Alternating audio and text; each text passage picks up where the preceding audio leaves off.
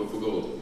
Thank you. I'm very, very honored to have the chance and the opportunity to speak to such an interesting audience today.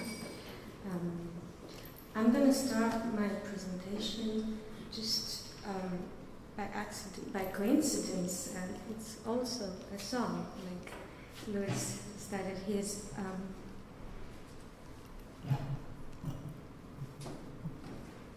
Oh, I'm sorry, the sound is off. No,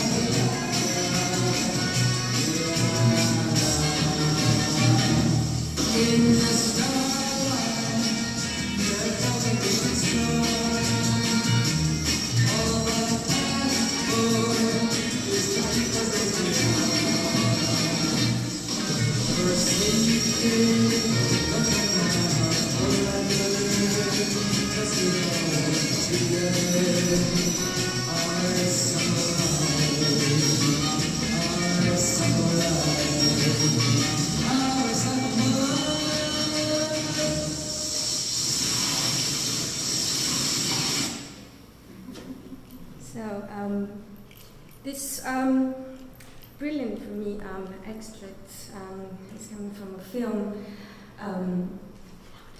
Okay, so it's an extract from a Greek movie commissioned entirely from the States and filmed through the initiative of the National Tourist Organization in 1968.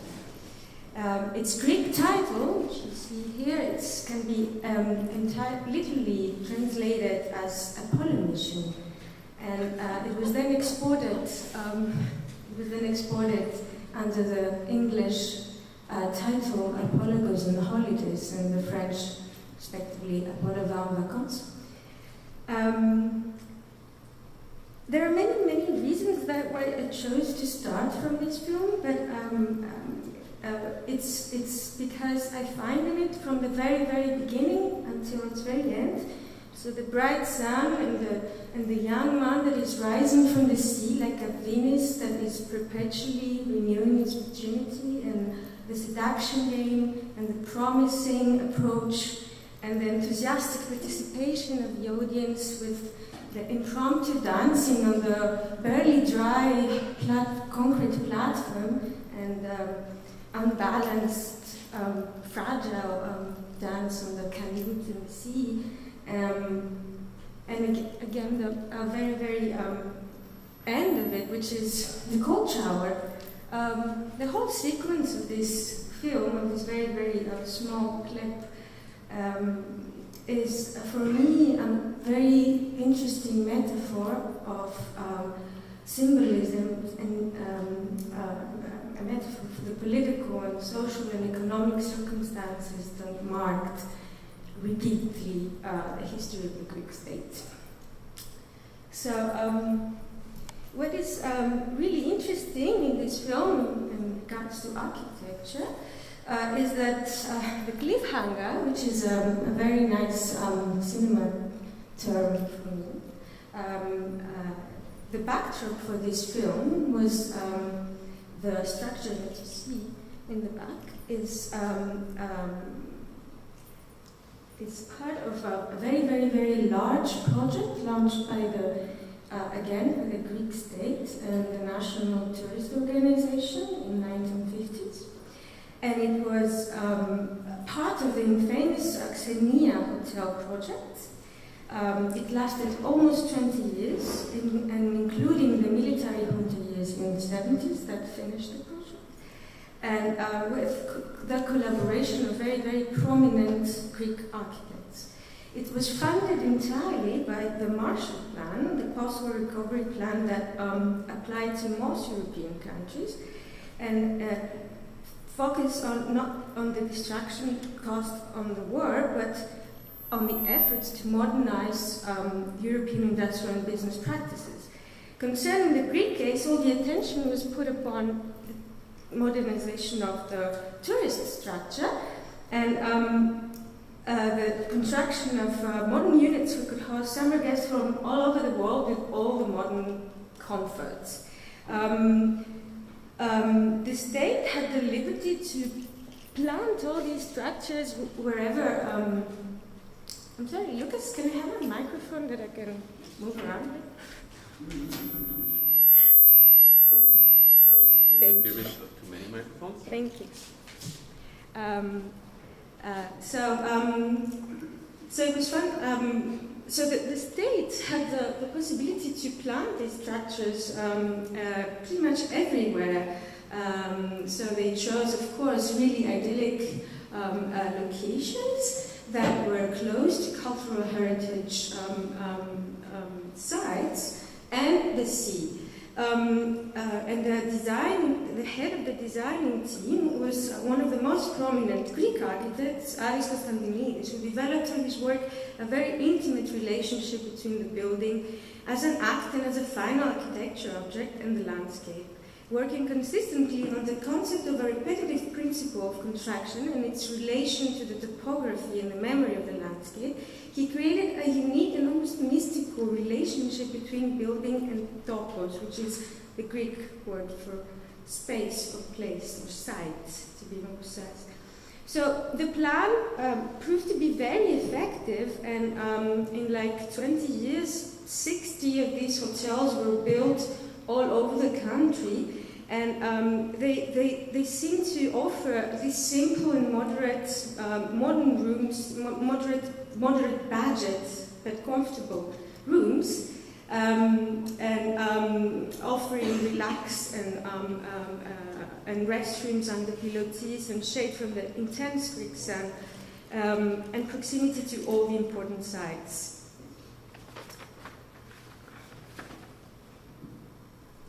So what is interesting, and especially with this one, which is actually the backdrop of the film, that little excerpt you just watched, is that to promote really its efforts, the National Tourist Organization used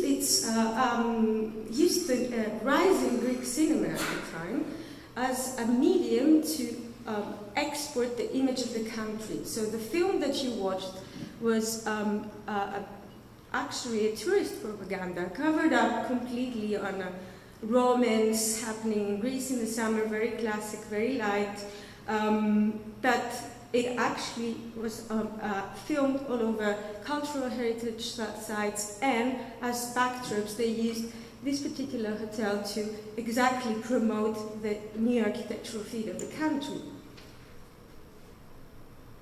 This is other ways they actually represented Greece in various fairs at the time, which is like Frankfurt in 55 and Brussels in 61 and Addis Ababa in 64.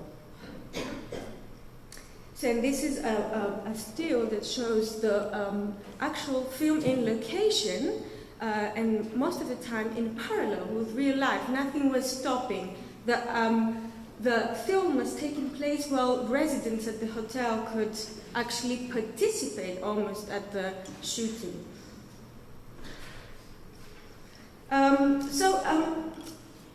will try to, the hotels were after 2 decades and due to several political decisions and miscalculations, the landscape had remarkably changed, and following the processes of modernization that were taking place in Greece, and the simple architecture that Konstantinidis had proposed were replaced by this anonymous utopic buildings of mass tourism. So they slowly started to show more or less more of one side of decadence, as the ability of the state, who was still and is still the appropriator, to preserve and renovate it, was it was inexistent. So the competency compared to the private up-to-date massive units was insufficient, and they soon were abandoned to rise into pretty beautiful ruins that still dry in the coasts of Greece.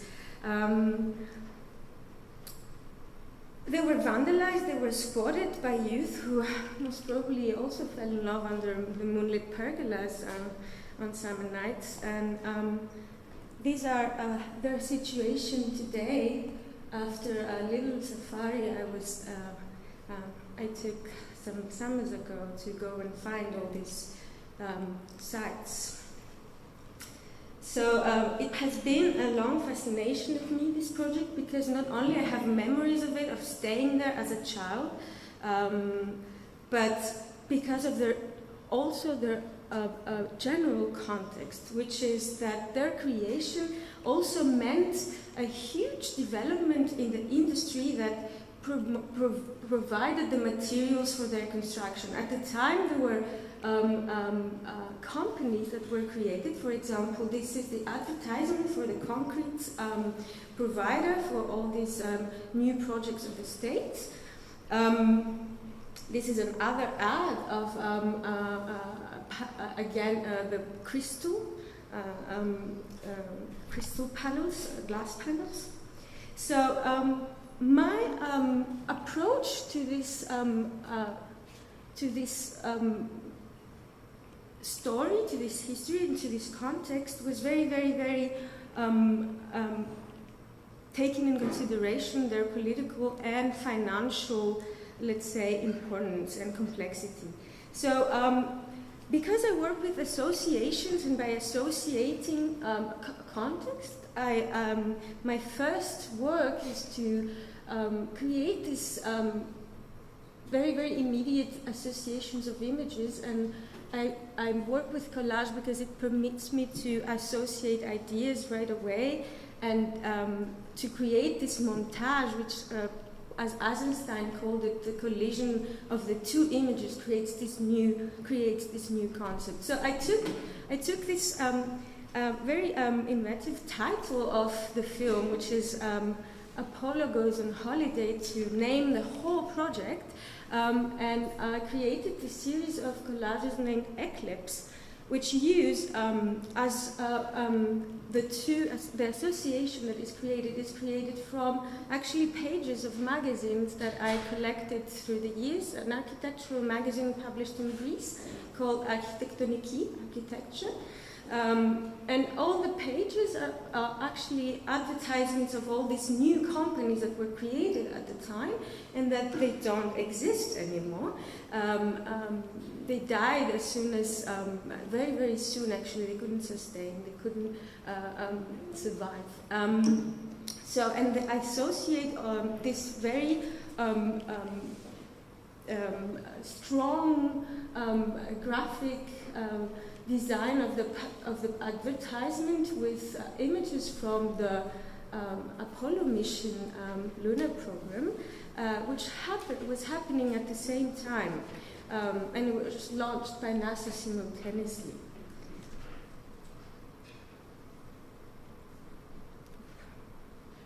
I'm sorry. So, for example, this is this is the advertising for the national airline company that doesn't exist anymore, and it just notes down that flies every day to America, Europe, and Middle East.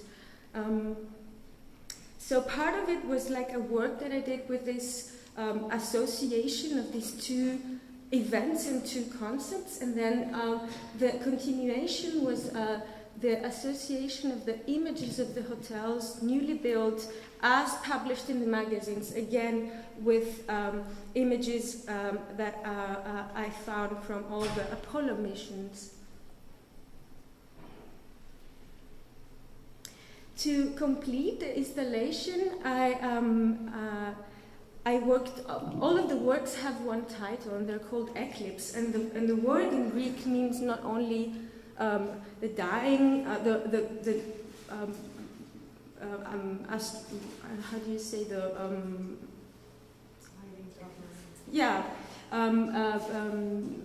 phenomenon, the solar phenomenon, the lunar phenomenon, but it also means decaying and vanishing. So the works under the title Eclipse are not only the collages, but the set of the panels that I created as almost a set design for a new stage or a postscript that I regard this project to be. They're actually all replicas of the brise-soleil, of the facade of the hotel, of the solar panels on the facade, the concrete brise-soleil on the facade of the hotel. So I replicated them and I put them in the installation on the exhibition space as a sort of like new as a comment more to what I felt that was pretty much an artificial eclipse, and a comment on what the sun had become a kind of a marketing tool, and how this object became a prop for the creation of the thought and the provocation of restaging the spectator and make him think of all the concept around the project and the history of. So these are some images of the installation, and that was done in the Palais de Tokyo in Paris. And from that, I want to pass by to a second project that is completely different, just because it's not in an institutional space anymore, but it's in the urban space, and it's in Athens. I participated recently at this very, very interesting biannual festival, which is called Remap, and it's actually a very interesting initiation, a private one. It's happening during the Biennial of Athens, and the concept of it, the main concept of it, is that we are called to use a certain part of the city, the center of the city, very, very close to the ancient agora, very close to the ancient market, that has been in a state of crisis. And it has been in a state of crisis for many reasons, for prostitution, for drug trafficking, for all the neoclassical buildings are abandoned. There is huge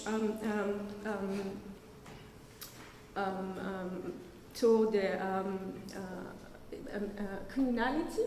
So the platform, the Remap Festival, invites artists to actually invest these rundown spaces and to expose, instead of the conventional gallery space, in the streets or in rundown, abandoned neoclassical houses in the center of Athens and in neighborhoods that are right now completely ghetto and pretty much dangerous areas that I used to go as a child, but now it's very, very hard to actually access. And so I think it's an interesting platform, and there's a lot to be to think. For me as an artist, there's a lot to think of why and what do I put, what do I show in there. As an act by itself, I think it's extremely interesting for the spectator to just walk around the block and around this neighborhood again. I was thinking about the idea of remap, and I was thinking about what is to remap or to relocate or to redesign or to create again this association between two different things. And at that time, by coincidence or not, I was checking on the work of stage magician Jasper Maskelin, who actually came from a very, very big family of magicians, but he was used by the British Army as a war magician. What he did is pretty incredible. Many say it's a myth, but it doesn't matter. I might as well take it as a myth or a fact. For me, it's not very important. But what he did is that he he was invited to the Northern African Theatre of Operation to protect Alexandria during the World War II. So he actually relocated Alexandria by replicating the nightlight pattern of the city. The time of that we were afraid for the bombing, the city actually had a blackout, and the decoy, which was located something like 50 kilometers away in a similar harbor-like area, lit up, and Alexandria was saved from the German attack. So I actually thought this sort of like large-scale illusion and remapping and representing and the city was a very interesting thing, and it was done in this kind of very manual and primitive way. And for me, the idea of representing a space just by light, and especially in Greece, was a very interesting one. So I decided to replicate. I was given this space at the Remap Festival, and I decided to just transform it by inserting in there the sunlight coming from another space. So I chose as a model this structure, the first industrial building ever built in Athens, which is not far away from there. It's the National Tobacco Factory, or the former National Tobacco Factory. It was built in 1919, and it was, at the time, tobacco was actually the biggest funding source of the Greek economy. And Greek tobacco was exported in Europe and the States.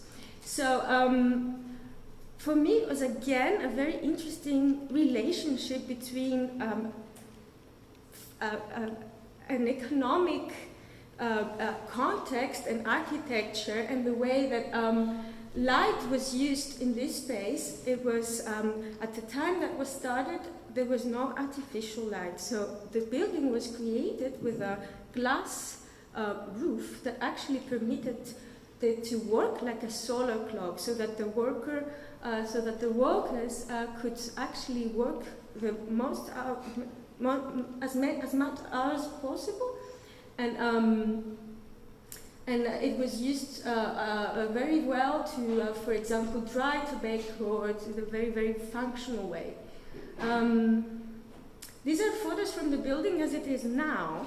It is in ruins, part of it, and all the little tobacco, independent tobacco companies, brands that they were there, slowly left, and they don't exist anymore.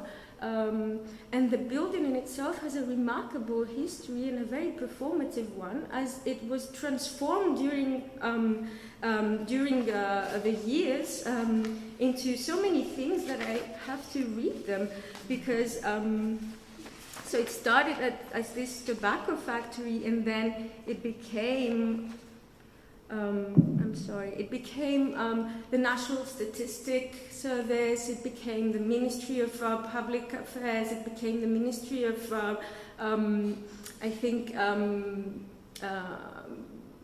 constructions and public sector, and then it actually was prisons for during the junta. It was a refugee camp at one point, not in that order, but it became it had all these functions.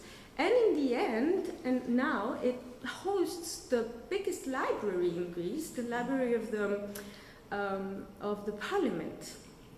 So part of it is used to host the parliament, and in the library of the parliament. And in there, I made all the research, let's say, about the project, as well as I replicated the light coming from the windows for a very particular time of the day.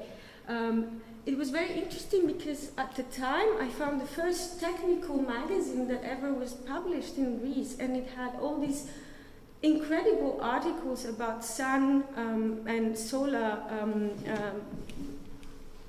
implication in building houses, and how we must take in consideration the sun. And so this is the grid that I created to replicate the whole parcours of this fake sun and to reinstall it at the space. It created just a very subtle light that was changing, and during the day, in the morning, it was coexisting with the actual sun, so it was creating a phenomenon that exists. It's very rare. It's called sundog, but it actually exists. It's the apparition of two suns in the sky. Well, one that is fighting and one that is very present. Of course, the natural light in Greece is extremely, extremely intense. And by the night, because there was no other light in the space, the fake sun, the fake projection was becoming much more dramatical and much more theatrical. And to me, this whole passage was not only a very kind of like theatrical backstage mechanism that I'm putting forward and I'm using as a staging process, but as well as a little comment on this era that I find that has so many similarities with what we're having now in the 1930s and the Depression. So it was for Greece this passage or not from the pre-industrial to the industrial era, with the light as a symbol, the birth of artificial light as a symbol of this passage, actually. This project was called Decoy, and it actually presented my research like this, under this just simple light projection of this fake sun ray. And I would like to end the presentation just with this image that I kind of explains not only my title but my intentions, which is what I'm trying to do is to create this thought process and to use the art as a mediating process to be able again to think freely under the shadow of a temple.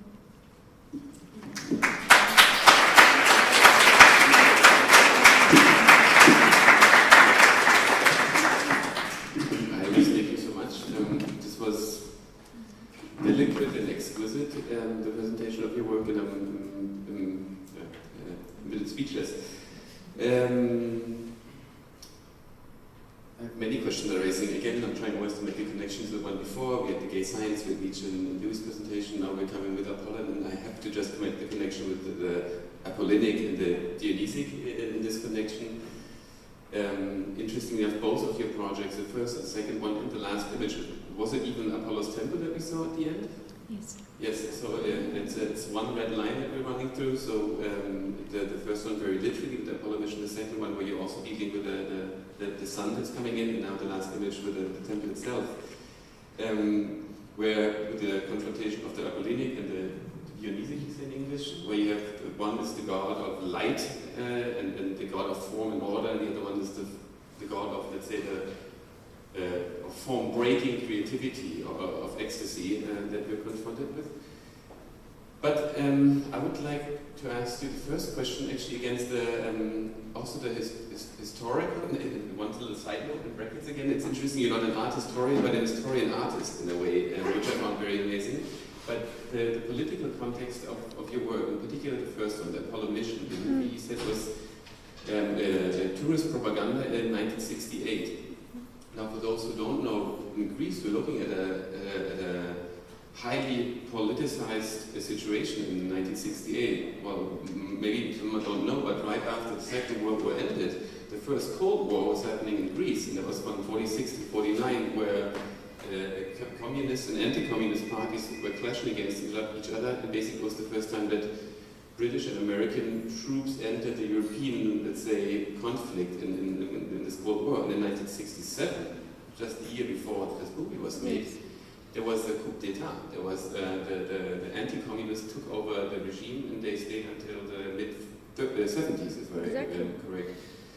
So what does this mean if the right-wing anti-communists take over the control, the government in 1967? A year later they make an Apollo mission, the god of order, the god of form, and bring this heuristic aspect into it. So how do you reflect upon this extreme political situation which disappeared? I'm not sure if I understood the question correctly.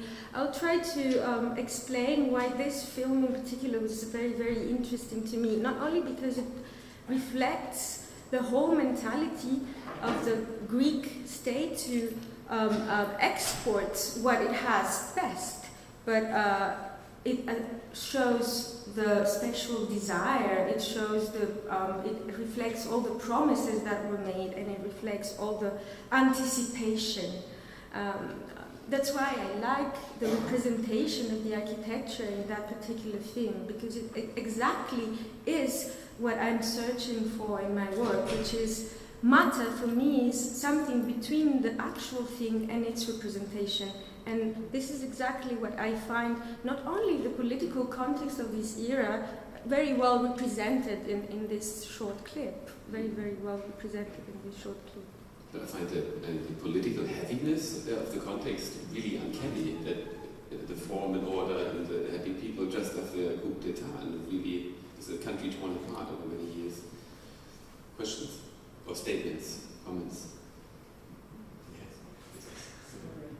Asking questions. Yeah, I want to follow on from this in a way, because I was thinking very much about the sun and the moon side of things in terms of Apollo and Aphrodite. And as a feminist, I can't help, but comment on the way the woman's used as the metaphor for Greece in some sense. And it seems like it's a kind of blonde outsider who's coming to seduce her. And I wonder if that relates to the rise of kind of American interests. I don't really know how that would work out. I think it's mirroring a little bit the kind of, again, the political context and how Greece was, this whole project and the whole modernization was entirely funded by the Marshall Plan and the States. And Greece was just the biggest desire for it was to be part of Europe and Europe, which led to the crisis that we are today, actually. Because we never accepted our role and our context as part of the Orient, as part of the Balkans, as a crossroad. And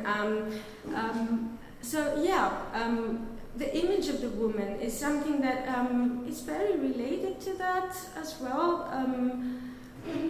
I wouldn't insist on it, and in my work I don't talk about it. So I'm more interested in the general representation of things. Of course, there are symbolisms that are made there as well, but I am more focused on the marketing side, let's say, of this image and how it reflects the design and political context.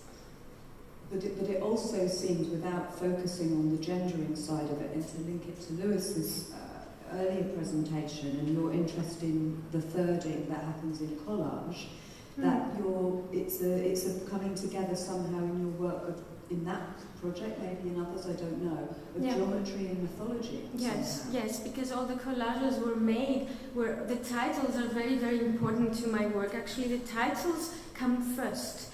I write these sort of chapters and I try to create this lexicon of forms.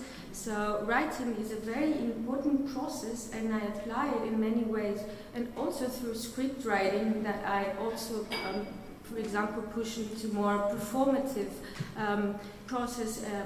Sometimes yes, sometimes no, if it's necessary. The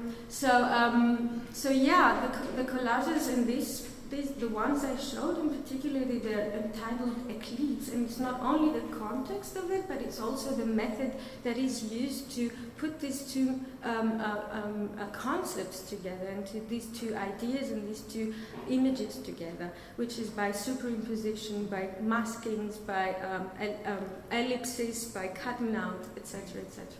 And the same procedure was followed as well for the sculpture, which is like entirely, the pieces are all taken off instead of like constructing the panels, for example.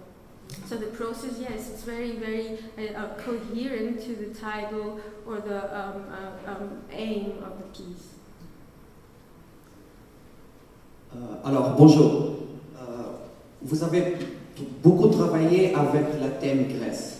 Vous ne vous sentez pas bloqué que la Grèce dans tout votre travail? Non, pas du tout. Von die anderen, Entschuldigung. Sie hat viel mit Griechenland gearbeitet. She was working so lot with Greece as inspiration source. Was you blocking yourself in this? I'm sorry, I didn't understand. Did you understand? No. Can you come again with the sheet? Was you blocking yourself? No, he was okay. If I understood right, he was asking you, do your work as a Greek artist has been concentrated on Greece, but is No, this not at totally all. been on Greece, or these just examples? I chose particularly these two subjects not only because of their completely different exhibition format, but because they're coherent in the sense that light is treated as a tool, not only as an exhibition tool, but as a conceptual tool that I work to represent space. So I found these two projects extremely related. At the same time, I'm working in a variety of projects that have more or less a political comment to make, because I go back to the same era most of the time. So I go back to the 30s a lot. So yes, there are political comments to make, not only for Greece and for Europe in general. Thank you very much, Iris. We will take a 10-minute break. We will bring the tables back in front and have a panel discussion with our four speakers of this thematic cluster. And thank you all of you for